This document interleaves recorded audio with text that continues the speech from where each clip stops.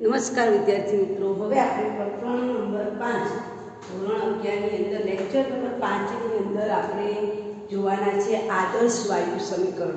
આ આદર્શ વાયુ સમીકરણની અંદર તમને ક્યાંક સંયુક્ત વાયુ સમીકરણ તારવીને આપેલું છે અને એના આધારિત દાખલાઓ પણ છે। એટલે પહેલાં હું તમને સંયુક્ત વાયુ સમીકરણ શીખવાડું, ત્યાર પછી આદર્શ વાયુ સમીકરણનું ઘનતા સાથેનું સૂત્ર, આરનું એકમ તારવીશું અને આરના જુદા જુદા એકમોની આપણે આજે ચર્ચા કરવાની છે। તો પહેલાં આપણે તારવીશું સંયુક્ત વાયુ સમીકરણ, જે ટેક્સ્ટમાં તમને આદર્શ વાયુ સમીકરણની અંદર આપેલું છે। તો સંયુક્ત વાયુ સમીકરણ તારવું, બરાબર। એટલે આપણે પહેલાં સંયુક્ત વાયુ સમીકરણ તારવીશું, ત્યાર પછી આગળની બધી વસ્તુ આપણે સંયુક્ત વાયુ સમીકરણ એટલે શું? બે નિયમોનું સમન્વય કર્યું છે, એને સંયુક્ત કીધું છે। સંયુક્ત એટલે બે નિયમોનું સમન્વય કરેલો છે, તેને આપણે શું કહીએ છીએ? સંયુક્ત વાયુ સમીકરણ કહીએ છીએ। અહીંયા કયા બે નિયમોનો સમન્વય કર્યો છે? તો બોયલનો નિયમ અને ચાર્લ્સનો નિયમ, અને ચાર્લ્સના નિયમનો સમન્વય કરીને કદ વિરુદ્ધ તાપમાન અને કદ વિરુદ્ધ આમાં શું આવે છે? દબાણ, બરાબર। કદ વિરુદ્ધ તાપમાન અને દબાણ વિરુદ્ધ તાપમાનનો આલેખ દોરવાનો પ્રયત્ન કરવામાં આવેલો છે। આમ બોયલનો નિયમ અને ચાર્લ્સના નિયમનો સમન્વય કરીને કદ વિરુદ્ધ તાપમાન અને દબાણની ભેગી અસર, કદ વિરુદ્ધ તાપમાન અને દબાણની જે ભેગી અસર જોવામાં આવે છે તેને સંયુક્ત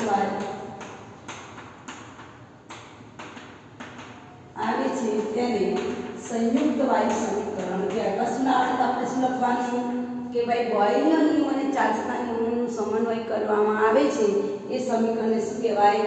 સંયુક્ત વાયુ સમીકરણ કહેવાય। હવે સંયુક્ત વાયુ સમીકરણમાં આપણે બોયલનો નિયમ લખીએ તો બોયલના નિયમમાં તમે P ચલે છે 1/v પણ લખી શકો, અથવા તો V ચલે છે 1/p પણ લખી શકો। એટલે કદ વિરુદ્ધ તાપમાન ને કદ વિરુદ્ધ દબાણ, એકનું કદ વિરુદ્ધ દબાણ, તો P ચલે છે, આ બોયલના નિયમમાં શું આવે છે? P ચલે છે 1/v, તમે V ચલે છે 1/p પણ લખી શકો। આ બંને એકબીજાના વ્યસ્ત પ્રમાણમાં જ છે, તમે ગમે તે રીતે લખી શકો। તો આપણે લખીએ V ચલે છે, કારણ કે કદ વિરુદ્ધ દબાણ જોવાનું છે, કદ વિરુદ્ધ તાપમાન જોવાનું, તો V ચલે છે 1/p, જ્યાં T કેવો છે? અચળ છે। કયો નિયમ આવશે ત્યાં? બોયલનો નિયમ। એવી રીતે હું ચાર્લ્સનો નિયમ લખું છું, તો ચાર્લ્સના નિયમમાં શું આવશે? V ચલે છે નિરપેક્ષ તાપમાન T, જ્યાં દબાણ P કેવું છે? અચળ છે। કયો નિયમ છે? ચાર્લ્સનો નિયમ। હવે આ બંને નિયમ સમીકરણ નંબર 1 અને સમીકરણ નંબર 2 છે, એનું હું સમન્વય કરું તો બંનેમાં જમણી બાજુ ડાબી બાજુ શું કોમન છે? V કોમન છે। તો V ચલે છે એકમાં 1/p ગુણ્યા T, આમાંથી કયું આવશે? 1/p, આમાંથી કયું આવશે? T આવશે, બરાબર। હવે જો આપણે આ સમીકરણમાં P ની આ બાજુ લઈએ તો PV ચલે છે T થાય, બરાબર। હવે આપણે સમચાલનની નિશાની કાઢી નાખીએ તો PV બરાબર શું થશે? KT થશે। T ને હું આ બાજુ લઈ દઉં તો PV ભાગ્યા T બરાબર K, એટલે કે આ ગુણોત્તર આપણને કેવો મળે? અચળ મળે। તો પ્રારંભિક તાપમાનમાં P1 V1 અને T1 હોય, પ્રારંભિક તાપમાન હોય, પ્રારંભિક સમયમાં દબાણ P1, કદ V1 અને તાપમાન T1 હોય, અને અંતિમ સમયે P2 V2 અને T2 હોય, તો સૂત્ર શું લખાય? P1 V1 છેદમાં T2 બરાબર P2 V2 છેદમાં T2, જેને કયું સમીકરણ કહેવાય છે? સંયુક્ત વાયુ સમીકરણ, જે તમને ચોપડીમાં આદર્શ વાયુ સમીકરણની નીચે ક્યાંક તારવીને આપેલું છે। તો આપણે આ યાદ રાખીશું, આને આપણે શું કહીશું? સંયુક્ત વાયુ સમીકરણ। કયા બે નિયમનો સમન્વય છે? બોયલનો નિયમ અને ચાર્લ્સના નિયમનું સમીકરણનો સમન્વય કરીને આવું એક સૂત્ર તારવેલું છે, જેને આપણે શું કહીશું? સંયુક્ત વાયુ સમીકરણ કહેવામાં આવે છે। હવે એના આધારિત આપણે આદર્શ વાયુ સમીકરણ જોઈશું। એટલે આ સંયુક્ત વાયુ સમીકરણ ક્યાંક દાખલામાં ઉપયોગી છે, એટલા માટે તારવેલું છે। ચોપડીમાં આદર્શ વાયુ સમીકરણની અંદર આપી દીધેલું છે, અલગથી મેં તમને એટલા માટે લખીને આપ્યું છે, કારણ કે જેથી કરીને તમને કન્ફ્યુઝન ના થાય, બરાબર। નવી ચોપડીમાં ઘણા મુદ્દા આડા પાછા આપેલા છે કે તમને ડાયરેક્ટ વાંચશો તો કશી ખબર નહીં પડે। હવે આપણે જોઈશું આદર્શ વાયુ સમીકરણ। એટલે આદર્શ વાયુ એટલે શું? તો આદર્શ વાયુ કોને કહેવાય? તો પહેલા તો આદર્શ વાયુની વ્યાખ્યા કે જે પદાર્થ અથવા તો જે વાયુ બોયલનો નિયમ, ચાર્લ્સનો નિયમ અને એવોગાડ્રોના નિયમનું પાલન કરે તો આદર્શ વાયુ સમીકરણ તારવું. પ્રશ્ન શું પૂછાય? આદર્શ વાયુનું સમીકરણ તારવું. આદર્શ વાયુનું સમીકરણ તારવું અને તેનું ઘનતા સાથેનો સંબંધ મેળવો અથવા તારવો. ઘનતા સાથેનો સંબંધ મેળવો. તો આદર્શ વાયુ સમીકરણ તારવા માટે પહેલા તો આપણને પ્રશ્ન થાય કે આદર્શ વાયુ એટલે શું? તો આદર્શ વાયુ એટલે આપેલા તાપમાને અને દબાણે, ચોક્કસ તાપમાને અને દબાણે જે પદાર્થ અથવા તો જે વાયુ બોયલનો નિયમ, ચાર્લ્સનો નિયમ અને એવોગાડ્રોના નિયમનું પાલન કરે છે. ચાર્લ્સનો નિયમ અને એવોગાડ્રોના નિયમનું પાલન કરે છે એને કેવા વાયુ કહેવાય? આદર્શ વાયુ કહેવાય છે. જે વાસ્તવિક રિયલ ગેસ અને આઈડિયલ ગેસ, આઈડિયલ કહેવાય, આઈડિયલ એટલે આદર્શ, ઇટ ઇઝ આઈડિયલ ગેસ અને રિયલ ગેસ ધેટ ઇઝ વાસ્તવિક વાયુ. વાસ્તવિક વાયુ કેવા છે? ચોક્કસ તાપમાન આવે ને ત્યારે જ આદર્શ બને, બાકી ઓલવેઝ કેવા હોય? વિચલન અનુભવે. આગળ આવશે આપણે.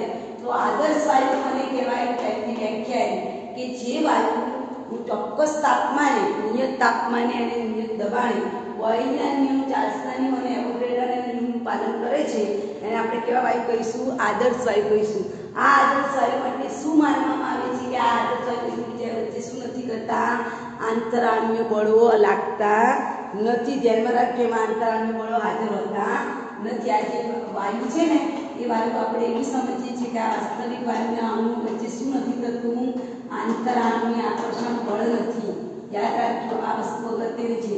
આપણે જેને આદર્શ વાયુ સમજીએ છીએ ને એમાં શું નથી હોતું? આંતરાણ્વીય આકર્ષણ બળ હોતું નથી. અને આ વાસ્તવિક વાયુ ચોક્કસ તાપમાન અને ચોક્કસ પ્રક્રિયા પરિસ્થિતિ આવે ને ત્યારે થોડાક સમય માટે શું બને? આદર્શ બને. બાકી ઓલવેઝ બધા જ તાપમાને મોટાભાગે વાસ્તવિક વાયુ કેવું અનુભવે? વિચલન અનુભવે છે. તો ખાલી આપણે એની વ્યાખ્યા યાદ રાખવાની કે આદર્શ વાયુ એટલે શું? તો કે ભાઈ ચાર્લ્સ અને ગેલ્ફસેકના નિયમનું પાલન કરે એને આદર્શ વાયુ કહેવામાં આવે છે. અને આ આદર્શ વાયુમાં એવું માનવામાં આવે છે કે અણુઓ વચ્ચે શું નથી થતું? આંતરાણ્વીય પ્રક્રિયાઓ હાજર, આંતરાણ્વીય બળો હાજર નથી.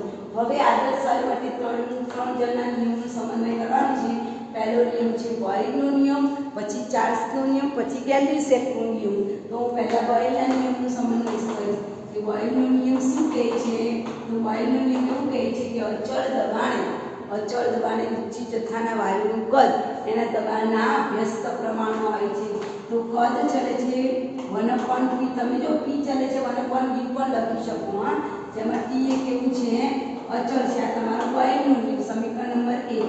હવે આપણે ચાર્લ્સનો નિયમ લઈશું કે ભાઈ ચાર્લ્સનો નિયમ શું કહે છે? તો ચાર્લ્સનો નિયમ એવું કહે છે કે અચળ દબાણે નિશ્ચિત જથ્થાના વાયુનું કદ એ નિરપેક્ષ તાપમાન T ના સમપ્રમાણમાં, એટલે v ચલે છે T પણ કેવું તાપમાન? નિરપેક્ષ તાપમાન દબાણ કેવું છે? અચળ છે. સમીકરણ નંબર 2. એવોગાડ્રોનો નિયમ તો યાદ કરો, તાપમાન સમાન, દબાણ સમાન, કદ સમાન, તો અણુઓની સંખ્યા પણ કેવી હોય? સમાન હોય. હવે એવોગાડ્રોનો નિયમ લખીએ કે એમાં તો તાપમાને સમાન, દબાણે સમાન, કદે સરખું, તો અણુઓની સંખ્યા પણ કેવી હોય? સમાન હોય. તો હવે એવોગાડ્રોના નિયમ અનુસાર v ચલે છે સરખું કદ ધરાવતા અણુઓની સંખ્યા સરખી હશે. જેમાં t અને p કેવા છે? સમાન છે. તાપમાન અને દબાણ પણ કેવા છે? સમાન છે. આ સમીકરણ નંબર 1, 2 અને 3 નું સમન્વય કરીએ આપણે. સમીકરણ નંબર 1, 2 અને 3 ત્રણેયનું શું કરવાનું છે? સમન્વય કરીએ. ત્રણેય સમીકરણનો સમન્વય કરીએ તો તમે જુઓ ડાબી બાજુ શું કોમન છે? v કોમન છે. તો v ચલે છે 1/p ગુણ્યા t ગુણ્યા n છે. બરાબર. હવે આ p ને હું આ બાજુ લઈ જાઉં તો pv ચલે છે t ગુણ્યા n. હવે હું સમચલનની નિશાની કાઢીને નવો સિમ્બોલ મૂકું છું r. તો r આવશે t અને n. હવે બરાબર વ્યવસ્થિત લખીએ તો pv બરાબર શું આવશે? nRT, જેને આદર્શ વાયુ સમીકરણ કહેવામાં આવે છે. જ્યાં r એ શું છે? વાયુ અચળાંક છે અને સાર્વત્રિક અચળાંક પણ કહેવામાં આવે છે. આરને શું કહેવાય છે? વાયુ અચળાંક. આ બધા વાયુ માટેથી કેવો હોય છે? સમાન હોય છે. અને આને સાર્વત્રિક અચળાંક. ટી એ શું છે? દબાણ. બી એ શું છે? કદ. બરાબર. ટી એ શું છે? નિરપેક્ષ તાપમાન છે. અને આર એ ખાસ અગત્યનું છે. કેવો અચળાંક છે? વાયુ અચળાંક છે, જેને સાર્વત્રિક અચળાંક પણ કહેવામાં આવે છે. અને એ અચળાંકની વેલ્યુ કેવી હોય? ફિક્સ જ હોય. 8.314 × 10 - 2 ફિક્સ જ હોય. એની વેલ્યુ કેવી હોય? ફિક્સ હોય. અને આ સમીકરણને આપણે શું કહીશું? આદર્શ વાયુનું સમીકરણ. પહેલા પ્રશ્નનો જવાબ મળી ગયો કે આદર્શ વાયુ સમીકરણ તારવું. હવે આપણે ઊંઘમાં જ પૂછે તો આદર્શ વાયુ સમીકરણ એટલે શું? તો પીવી બરાબર એનઆરટી. આટલું તમારે યાદ રાખવાનું. આદર્શ વાયુ સમીકરણ કયું? પીવી બરાબર એનઆરટી. હવે આપણે ઘનતા સાથેનું સૂત્ર તારવવાનું છે. તો પીવી બરાબર એનઆરટી સૂત્રમાં આપણે પીવી અને ટી એ શું છે? એકમો છે. આપણે એની વાત કરી. ત્રણેય ચલો છે અને ચોથા ચલ જે છે એ ટી છે. એટલે આનું બીજું નામ શું છે? અવસ્થા સમીકરણ. આદર્શ વાયુમાં ચારે ચલ વચ્ચેનો સંબંધ છે, એટલે આ વાયુ સમીકરણનું બીજું નામ છે અવસ્થા સમીકરણ. એટલે પરીક્ષામાં પૂછાય કે અવસ્થા સમીકરણ તારો, તો કે મેડમ નહીં આવડતું. અવસ્થા સમીકરણ એ શું? આદર્શ વાયુ સમીકરણ. કેમ અવસ્થા સમીકરણ? ચાર ચલો છે, પી, વી, ટી અને આર. આવા ચાર ચલો છે, પી, વી, ટી. અને ચોથો ચલ કયો આપેલો છે? આર આપેલો છે. આ ચારે ચાર ચલના કારણે અને એ કોની પર આધાર રાખે છે? અવસ્થા ઉપર આધાર રાખે છે. બરાબર. માટે આ સમીકરણનું નામ કયું આપેલું છે? અવસ્થા સમીકરણ. તો આપણે લખી શકીએ કે આને આપણે શું કહીશું? આદર્શ વાયુ સમીકરણ કહીશું. આ આદર્શ વાયુ સમીકરણની અંદર ચાર ચલ છે, પી, વી, ટી અને આર. આ ચારે ચાર અવસ્થા ઉપર આધાર રાખે છે. એટલે આ સમીકરણનું નામ શું આપ્યું છે? અવસ્થા સમીકરણ પણ કહેવામાં આવે છે. હવે ઘનતા સાથેનું સૂત્ર. હવે ઘનતા સાથેનું સૂત્ર આપણે તારવાનું છે. તો ઘનતા સાથેનું સૂત્ર તારવા માટે પહેલા આપણે સૂત્ર લખી દઈશું. પીવી બરાબર એનઆરટી. જ્યાં એન એ શું છે? પી એટલે દબાણ, વી એટલે કદ, એન એટલે શું છે? મોલ છે. પી, વી, એન અને ટી આ ચારે ચાર ચલ છે. પી એટલે દબાણ, વી એટલે કદ, એન એટલે મોલ અને ટી એટલે નિરપેક્ષ તાપમાન. આ ચારે ચાર ચલ છે. બરાબર. આ ચલના કારણે આપણે એને શું કહીએ છીએ? અવસ્થા સમીકરણ. તો આ એન એટલે શું છે? મોલ. અને મોલ બરાબર બધાને સૂત્ર ખબર છે. શું આવે? વજન ભાગ્યા અણુભાર. અણુ વજન વાયુ પદાર્થ જ છે, તો વાયુનું દળ છે. અને વાયુનું દળ ગઈકાલે મેં લખ્યું હતું સ્મોલ એમ કહેવાય. અને વાયુનો અણુભાર છે એ વાયુના આણ્વીય દળ, અણુભારને આણ્વીય દળ કેપિટલ એમ કહેવાય. એનો મતલબ કે એન બરાબર શું સૂત્ર આવશે? સ્મોલ એમ ભાગ્યા કેપિટલ એમ. એને આપણે એમ કીધું પીવી બરાબર સ્મોલ એમ ની જગ્યાએ શું આવશે? સ્મોલ એમ ભાગ્યા કેપિટલ એમ આર ટી. હવે આપણે જો કેપિટલ ને એક બાજુ કરીએ તો પી અહીંયા રહેશે, સ્મોલ એમ ની નીચે વી આવશે, કેપિટલ આર, કેપિટલ ટી અને કેપિટલ એમ ને એક બાજુ કરી દો. તો તમે જુઓ આ વી અહીંયા આવી ગયું, એમ ના છેદમાં વી. તો દળ ભાગ્યા કદ અને ઘનતા બરાબર શું થાય? ઘનતા બરાબર દળ ભાગ્યા કદ થાય. તો દળ ભાગ્યા કદ ની જગ્યાએ હું ડેન્સિટી મૂકીશ એટલે પી બરાબર ડી આર ટી ભાગ્યા એમ. તો એની ઘનતા સાથે સૂત્ર મળ્યું કે આપણને પી બરાબર ડી આર ટી ભાગ્યા એમ. જો આપણે એમ ની સૂત્રનો કરતા બનાવીએ, એમ બરાબર ડી આર ટી ભાગ્યા પી. આ સમીકરણનો ઉપયોગ કરીને આપણે દાખલા નંબર 5 સ્વાધ્યાયનું ગણવાનું છે. તો આ થઈ ગયું તમારું ઘનતા સાથેનું સૂત્ર. આના પરથી આપણે શું કહી શકીએ કે અણુભાર કોના સમપ્રમાણમાં હોય છે? ઘનતાના સમપ્રમાણમાં હોય છે. દેખાય છે તમને? એ બાજુ જુઓ. બરાબર. સમીકરણ જુઓ. શું લખ્યું છે? પીવી બરાબર એનઆરટી. એમાં આપણે એન ની કિંમત મૂકી છે સ્મોલ એમ ભાગ્યા કેપિટલ એમ. પછી વી ને નીચે લાવીને કેપિટલ બધા એક બાજુ લઈ ગયા છે. Capital R, capital T, capital M. M ભાગ્યા વી એટલે દળ ભાગ્યા કદ, દળ ભાગ્યા કદ એટલે શું થાય? ઘનતા થાય. એટલે લખ્યું છે મેં ઘનતા એટલે દળ ભાગ્યા કદ એટલે ડેન્સિટી આવશે. તો ડી બરાબર આર ટી ભાગ્યા એમ. તો એના પરથી આપણને દબાણ અને કોના વચ્ચે? આદર્શ વાયુના દબાણ અને ઘનતા વચ્ચેનું સૂત્ર મળે છે. તો આ તમારો બીજો પોઈન્ટ થઈ ગયો, એનું ઘનતા સાથેનું સૂત્ર તારવું. આ વેરી મોસ્ટ ક્વેશ્ચન છે, વારંવાર પરીક્ષામાં પૂછાય છે. યાદ રાખો, પરીક્ષામાં અવસ્થા સમીકરણ તારવવાનું કે તો એ પણ કયું છે? આદર્શ વાયુનું સમીકરણ છે. અવસ્થા સમીકરણ એટલે આદર્શ વાયુ સમીકરણને શું કહેવાય? અવસ્થા સમીકરણ કહેવામાં આવે છે. બરાબર.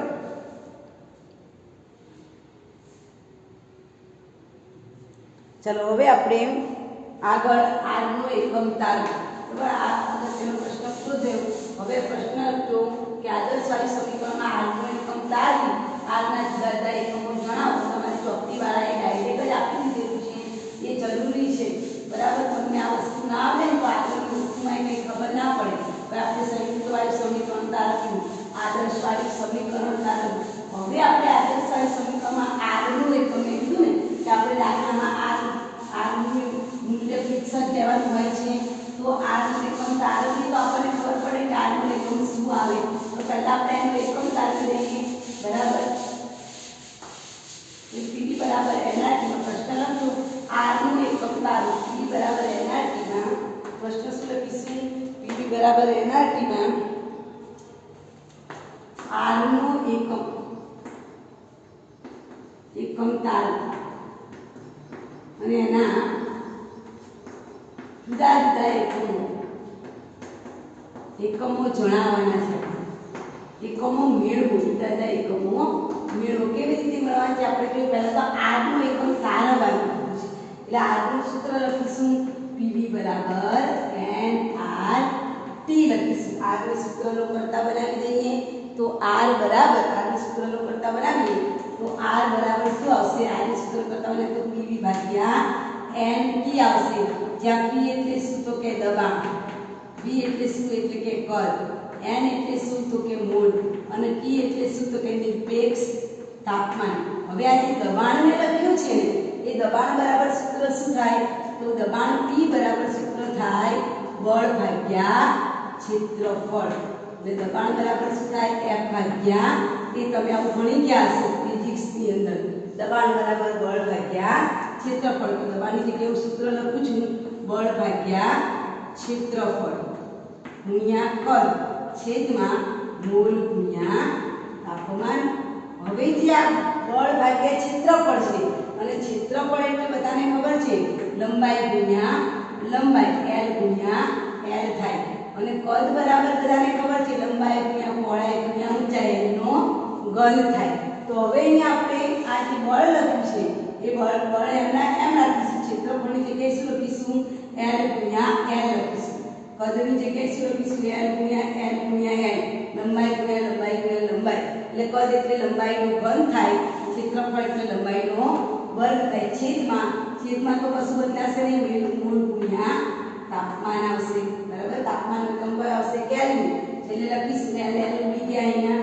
તો ઉપર શું વધ્યું? ઉપર વધ્યું બળ ગુણ્યા લંબાઈ, નીચે શું વધ્યું? તાપમાન અને મોલ અને તાપમાન. નીચે શું વધે છે? મોલ અને તાપમાન વધે છે. કે મોલ અને તાપમાન છે, પછી તાપમાન એકમ તો આપણે છેલ્લે લખીશું ને કેલ્વિન. હવે અહીંયા તમે જુઓ, કોઈ પણ પદાર્થ ઉપર હું બળ લગાડું અને બળની દિશામાં ખસે છે, ખસે એટલે અંતર એટલે લંબાઈ. તો બળની દિશામાં પદાર્થ ખસે છે એને શું કહેવાય? કાર્ય કહેવાય. બળ ગુણ્યા લંબાઈની જગ્યાએ શું શબ્દ આવશે? કાર્ય. કેમ કાર્ય શક્તિ? હું કોઈ પણ પદાર્થ ઉપર, ફોર એક્ઝામ્પલ આ ડસ્ટર છે, આ ડસ્ટર પર હું બળ લગાડું તો આ ડસ્ટર ખસ્યું એટલે અંતર. તો બળ ગુણ્યા લંબાઈને કાર્ય કર્યું કહેવાય. તો મેં એની પર શું કર્યું હતું? કાર્ય કર્યું. એટલે કાર્ય કરવાથી બળની દિશામાં ડસ્ટર ખસે છે. તો ઉપર શું આવશે? કાર્ય શક્તિ. છેદમાં આવશે મોલ ગુણ્યા તાપમાન. હવે એનો એકમ આપણને મળી ગયું તો આરનો એકમ શું થશે? તો ઉપર કાર્ય શક્તિ, છેદમાં શું આવશે? મોલ. તાપમાન એકમ કયો છે? Into kelvin. તો આપણે આરનો એકમ કાઢી દીધો. આર બરાબર શું આવે? કાર્ય શક્તિ છેદમાં મોલ ગુણ્યા કેલ્વિન. તો આ આરનો એકમ છે જે આપણે તારવાનું. તો આરનો એકમ તારવો, તો આપણે આ આરનો એકમ તારવેલો છે. ત્યાર પછી આપણે આરના જુદા જુદા, યાદ રાખજો, ફરીથી રિપીટ કરું છું. આર બરાબર પીવી ભાગ્યા એનટી. પી એટલે દબાણ, વી એટલે કદ, છેદમાં મોલ ગુણ્યા તાપમાન.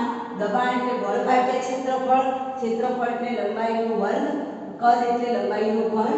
બે એલ ઉડી જશે, ઉપર વધુ બળ ગુણ્યા લંબાઈ. અને બળની દિશામાં પદાર્થનું ખસવું એને શું કહેવાય? કાર્ય કહેવાય. તો કાર્ય શક્તિ ભાગ્યા શું આવશે? મોલ ગુણ્યા કેલ્વિન. તો આ તમારો આરનો એકમ થઈ ગયો. હવે આપણે આરના જુદા જુદા એકમો લખવાના છે. જુદા જુદા 6 એકમો તારવવાના છે. બરાબર, તો જુદા જુદા 6 એકમો આપણે ખાલી મૂલ્યો યાદ રાખવાના છે. આનું સૂત્ર આપણે તારવી દીધું. હવે આરના જુદા જુદા 6 મૂલ્યો તમારી કોષ્ટકમાં આપેલા છે. એમાંથી આપણે આરની વેલ્યુ 8.314 ગુણ્યા 10⁻² કેવી રીતે આવે છે એની વાત કરવાની છે, કારણ કે દરેક દાખલામાં r ની વેલ્યુ આવશે.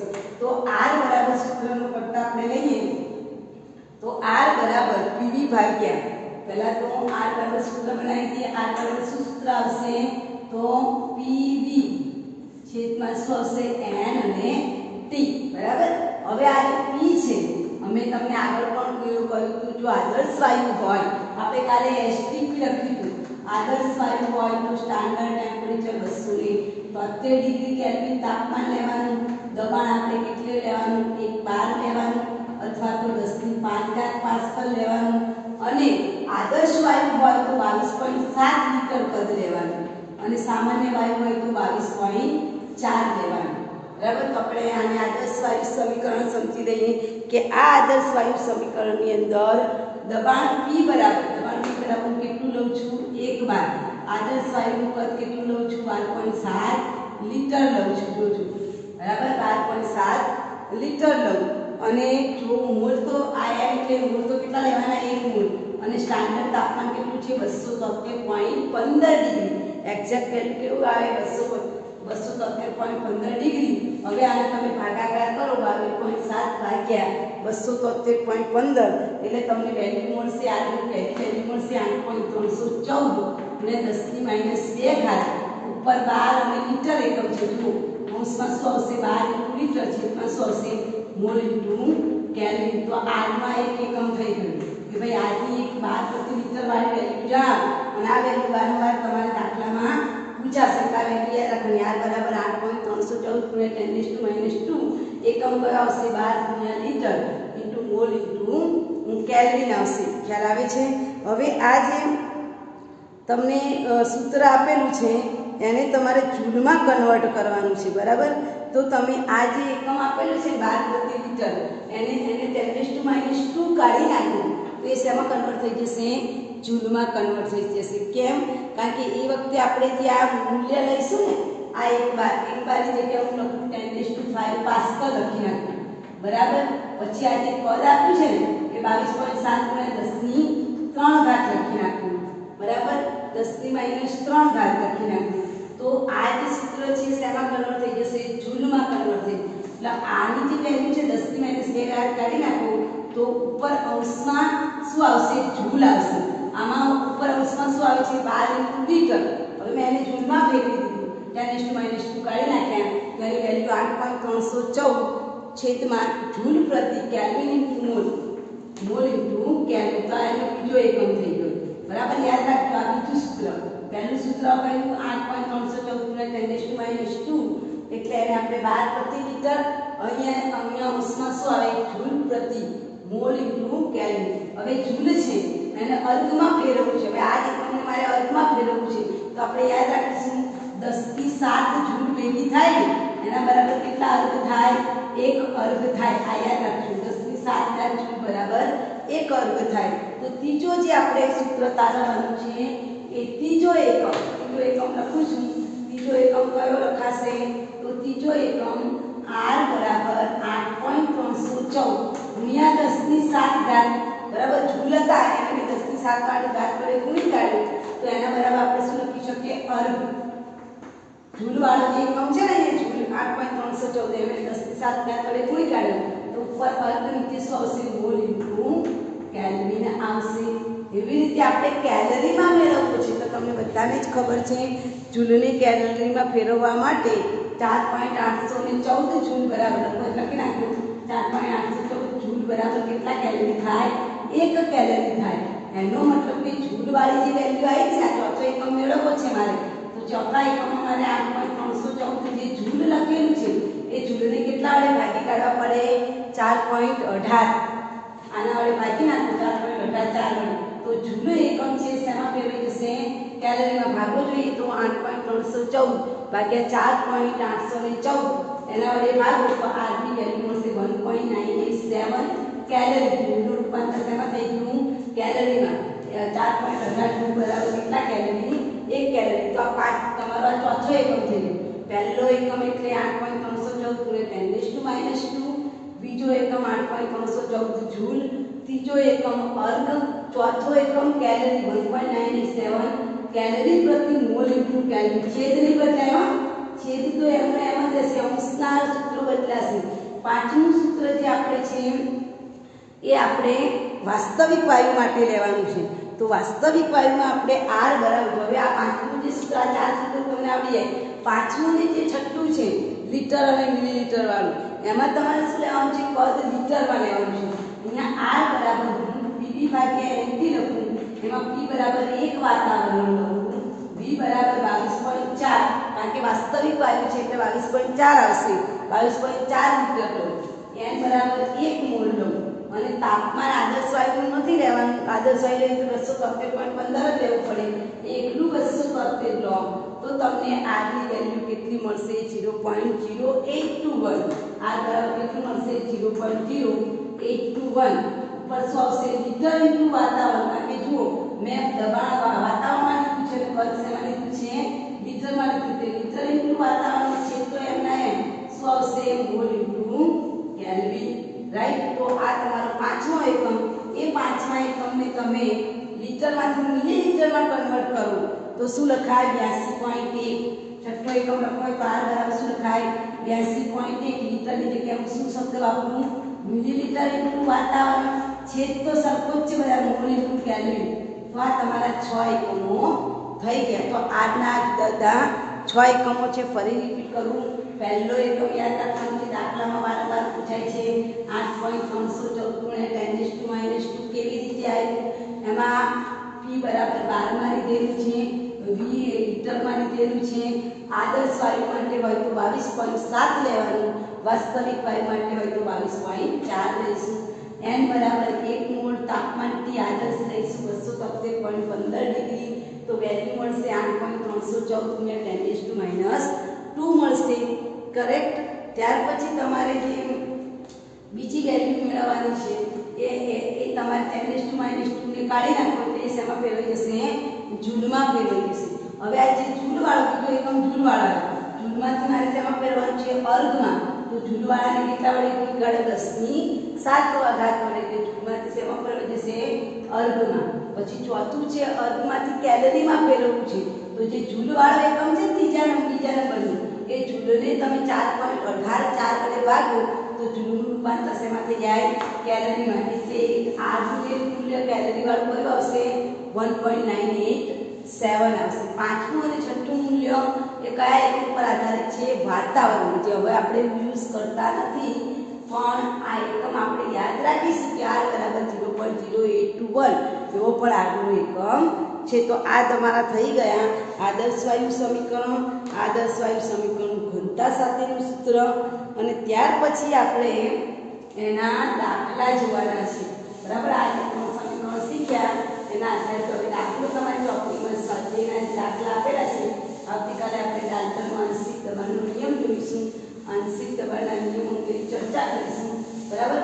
હવે આપણે એના આધારે સ્વાધ્યાયનો દાખલો જોવાનો છે. તો સ્વાધ્યાયની અંદર 5 પોઈન્ટ આપણે 5.1, 5.2, 5.3 સુધી કર્યું હતું.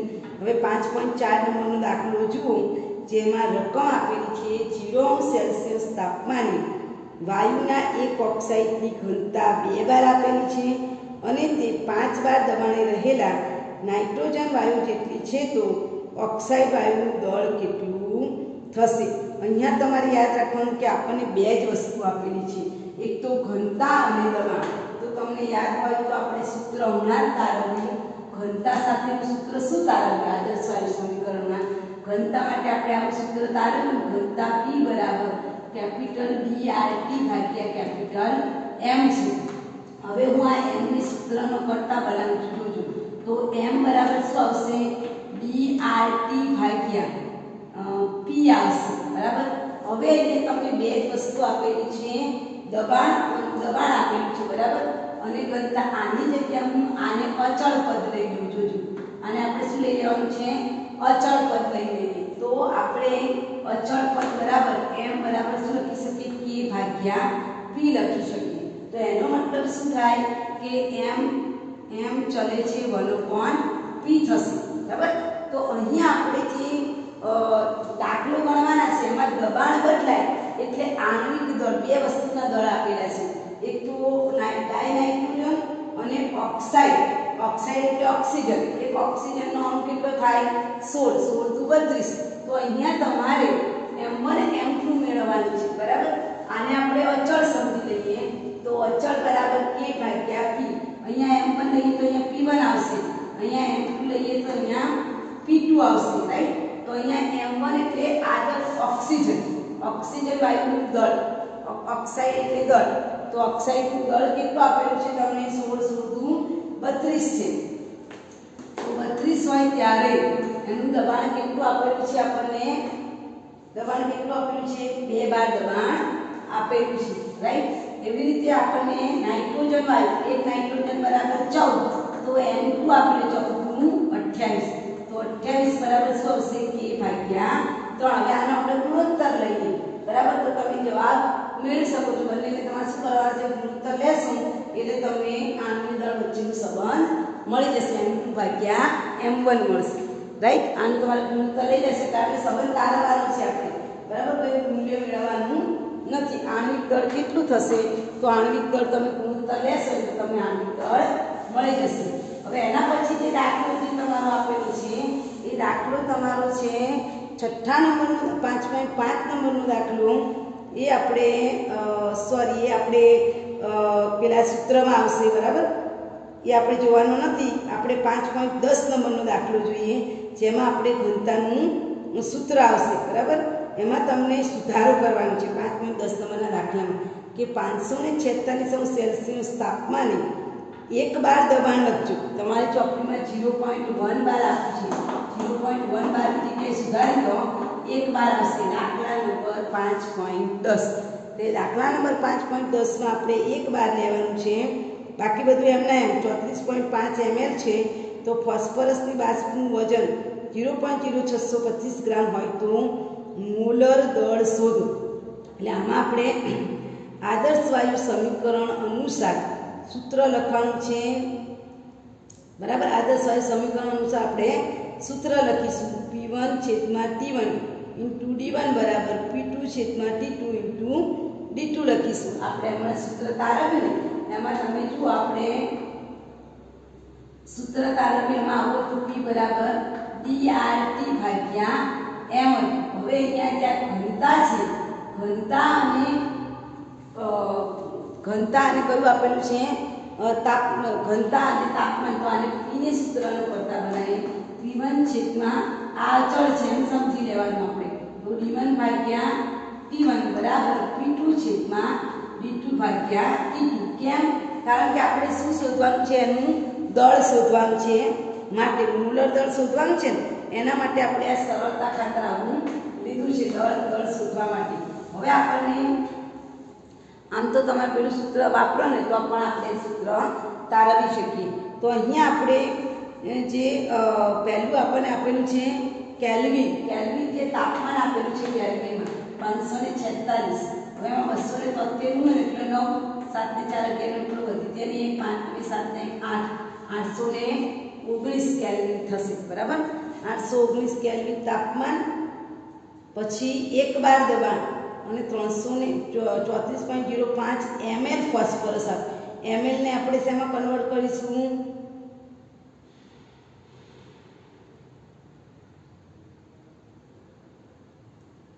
વજન ભાગ. જો વજન આપી દીધેલું છે તમને, બાષ્પનું વજન આપેલું છે એટલે ઘનતા બરાબર દળ ભાગ્યા કદ થાય. દળ આપેલું છે તમને 0.045 અને કદ લીટરમાં ફેરવવું પડે.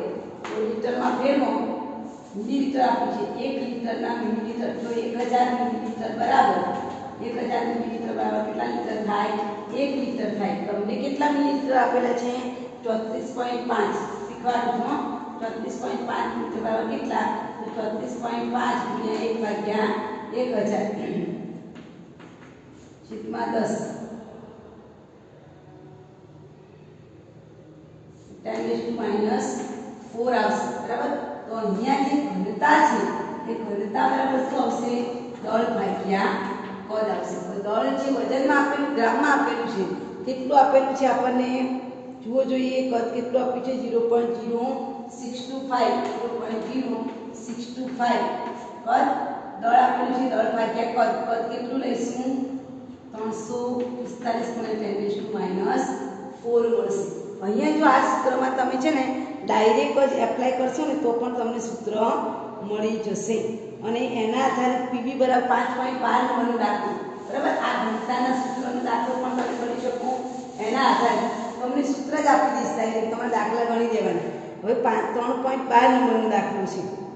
એવું કરીએ આપણે કે જે દાખલા છે ને હું તમને ગણીને સેન્ડ કરીશ, કારણ કે દાખલા ગણવા માટે આપણે રકમ સુધારવાની છે. હવે 5.12 નંબરનો દાખલો જુઓ, એમાં તમને બધું જ આપી દીધેલું છે અને કીધું છે કે તાપમાનની ગણતરી કરો. તો અહીંયા તો સીધે સીધું જ છે કે કયું સૂત્ર આવશે? પીવી બરાબર એનઆરટી. દાખલા નંબર 5.12, બરાબર, જે 5.10 છે ને એનો દાખલો હું તમને સેન્ડ કરીશ, બરાબર, કારણ કે એની રકમ સુધારવાની છે એટલા માટે. હવે પીવી બરાબર એનઆરટી, જ્યાં પી બરાબર કેટલું છે? 3.32 છે. વી એ આપણે શેમાં લેવાનું છે? લીટરમાં લેવાનું છે, બરાબર. ડેસીમીટર ઘનમાં જ આપેલું છે એટલે 5 લખી દઈએ. એન બરાબર મોલ છે. મોલ આપણને આપેલા છે કે નથી આપેલા? તો આપણને એ પણ આપી દીધા છે 4 મોલ. 4 મોલ આપી દીધા છે. આરની વેલ્યુ પણ આપણને કરી દીધી છે. કેટલી લેવાની છે? 0.083 લેવાની છે. 0.083. તો તાપમાન T બરાબર શું મળે? T ને સૂત્રનો કરતા બનાવો. 3.32 × 5 છેદમાં 4 × 0.083 કરશો એટલે તમને શું મળી જશે? તાપમાન T મળી જશે. મારી પાસે કેલ્ક્યુલેટર નથી, તમે ગણતરી કરજો એટલે તમને તાપમાન T નો જવાબ મળી જશે. હવે આપણે 5.10 નંબરનો દાખલો છે ને એમાં રકમ સુધારી ગણીને હું તમને ફોરવર્ડ કરીશ, કારણ કે 0.1 બાર આપ્યું છે ને આઈ થિંક 0.1 ના હોવું જોઈએ, 1 બાર આવવું જોઈએ તો જ દાખલો આપણે ગણી શકીએ. ઓકે.